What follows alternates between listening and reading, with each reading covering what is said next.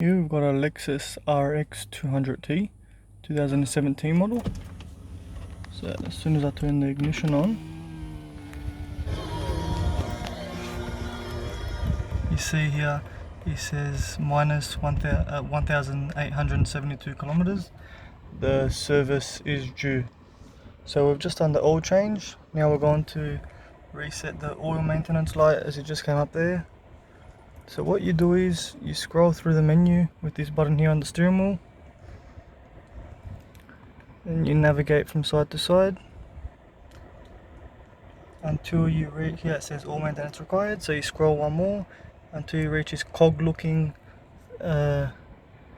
feature here. So you just scroll down till you reach vehicle settings, click in to enter, scroll down to all maintenance, push to enter, and it is as simple as that. So the oil maintenance has been reset there.